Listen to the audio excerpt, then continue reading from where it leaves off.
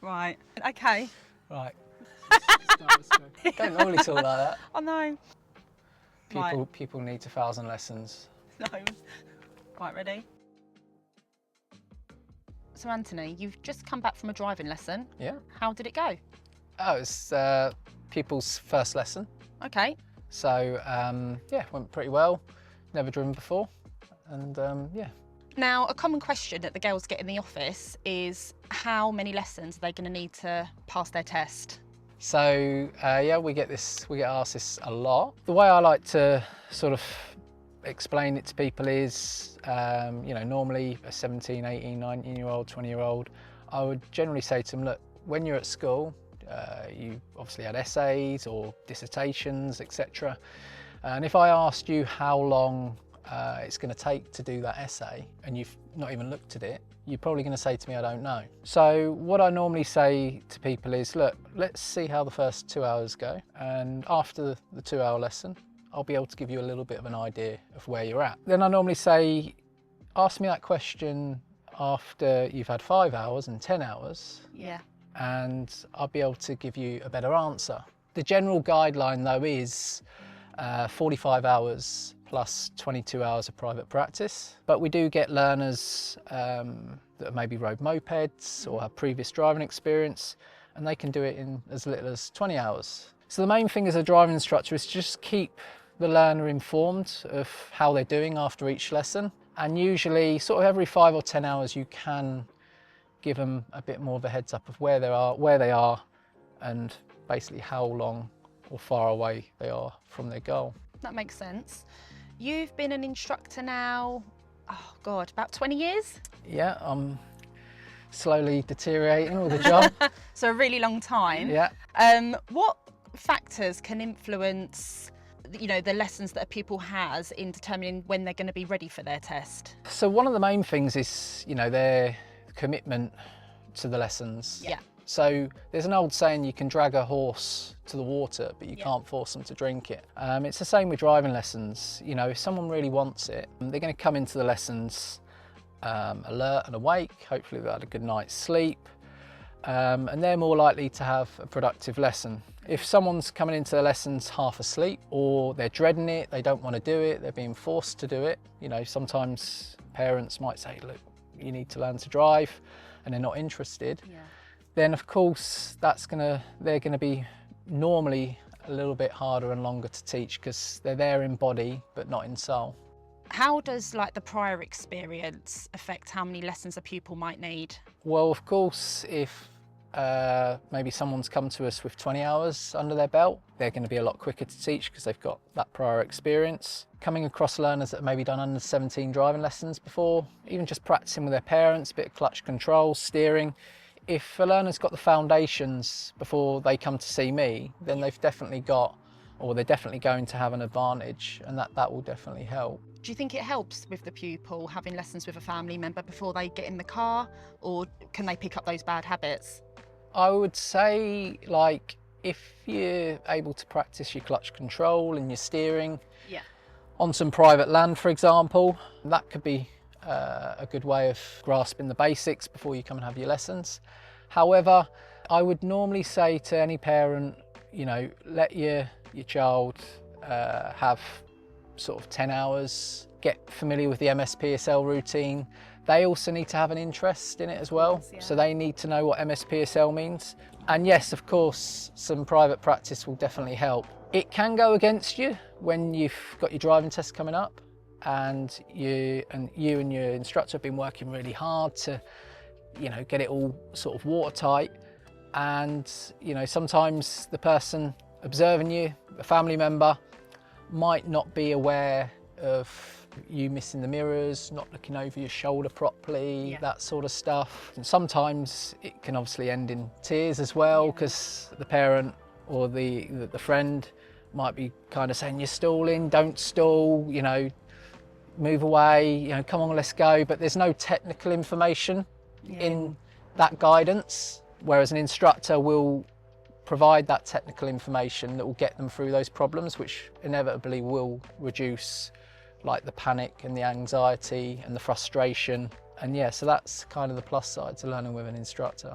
Okay, what role do the regular lessons have in the pupil passing their tests quickly? Well, if a learner's keeping their lessons going sort of every week, it's a little bit like algebra. I could teach you algebra one week, but if we don't go and revisit it the following week, and I see you a month later and then I ask you, the chances of you recalling that information that I've taught you is going to be lower. And again, we're going to have to probably revisit it and go over it again before we can move forward. So yes, definitely try and keep your lessons going so you've got that momentum and you're not having to go 2 steps back to go 1 forwards. Okay. So yeah, regular weekly lessons will definitely help people fly along. And what about intensive lessons? Do you think that they're more effective than just having a lesson, once every week? Intensives can be great for certain pupils. If they're quick learners, they enjoy driving, they're really determined, then an intensive course may be suited to that type of person. However, it often carries a lot of pressure, because if you haven't driven much and then you've booked a test and it's in 2-3 weeks time and then we're trying to cram in 40 hours, what I've seen in the past is after sort of week 1, if the learner isn't grasping the basic, then panic starts to set in. And then it's very hard to teach a learner as they're getting closer and closer to their test, teaching them and being really thorough with their teaching when in their head they're worried about this test coming up. I would say try and do weekly lessons to begin with. And then there's nothing wrong with finding a test, speaking to your instructor, finding an earlier test, and then obviously you've got those foundation skills to build on, then you can kind of ram up the lessons and have a good chance of passing. There are some people that are good for it, and yeah, they'll cope well with an intensive course. How important do you think mock tests are in determining whether people are ready for their test or not? In my time of teaching learners over the 20 years, I've never ever taken anyone for a driving test without doing plenty of mock tests. So sometimes I'll do a mock test with a learner quite early on, because they'll say to me, can I book my test? And if I say to them, no, you're not ready, that doesn't help them understand where they're at. So sometimes I'll say, okay, let's do a little mock test for you. Maybe we won't do 40 minutes, but we'll do like a 10 or 15-minute mock test, and they might get 10 serious faults in those 10-15 minutes. Yes, they can drive, but they don't realise some of the faults that they're making, how serious they are. Yeah. So for example, just moving away from the side of the road, if you don't look over your right shoulder and there's a vehicle coming up down the road, yes, you might get away with it, but that's a serious fault when you're driving test. If the vehicle's really close, it's dangerous. Yeah. Just when you're going over a roundabout, if you're cutting your lanes slightly, if a vehicle's there, again, that's a dangerous fault.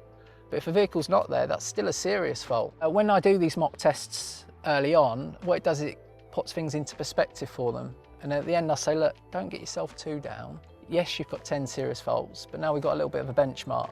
Let's maybe have a look at it in 3-4 weeks' time, and let's try and get those faults down to maybe 5 serious faults. Yeah. And then we kind of build from there. And then as they get closer to their test, then it gets serious, and we do longer mock tests because the faults are naturally lower. Now, over the years, you have taught so many people. Out of those pupils, who has been the quickest to pass? I'd say probably in the first 2-3 years of me teaching, I had some chaps, I used to call them the Shenley boys. Oh, right. So they'll know who they are. And they were a group of guys, keen as mustard. They heard about us, through recommendation.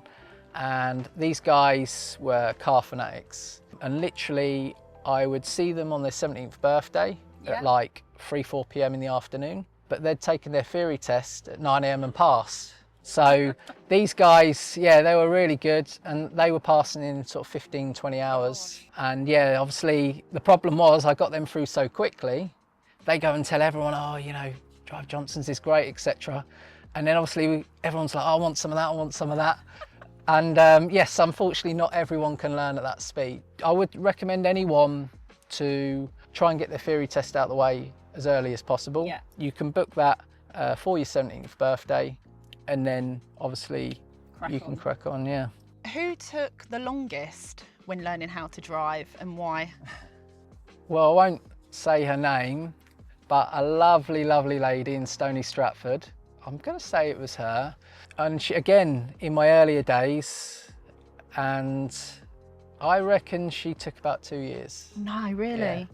Yeah. And she was just happy pottering along, and we just went at her pace. The best part was she passed first time. I was going to ask that. But not only that, she got 0 driver faults. I couldn't believe it.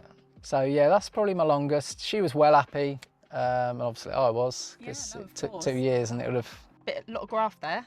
Yeah, but I enjoyed it. Again, like, it's kind of, some people need to know their limits or limitations. Like, you know, there's so many people that can become a professional footballer, for example, like Cristiano Ronaldo, Messi, and some people aspire to be at that level.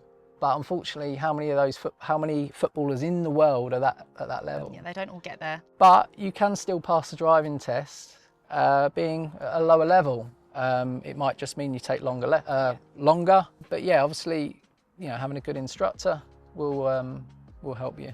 So to summarise, what would you say to someone that asks that burning question, how many lessons do I need? So firstly, I would say get yourself booked in for your first lesson. It's not a question, you know, our staff over the phones would be able to tell you. They'll be able to give you the general indication, the national average, 45 plus 22 hours private practice. After your first lesson with your instructor, feel free to ask them, how do you think I did? Do you think, how long do you think it will take? Yeah. But don't be upset if they can't give you a complete straight answer.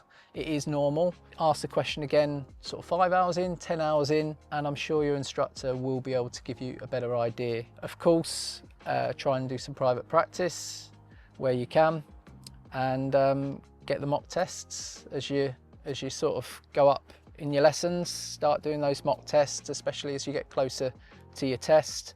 And again, based on the mock test performances, your instructor can give you a better answer.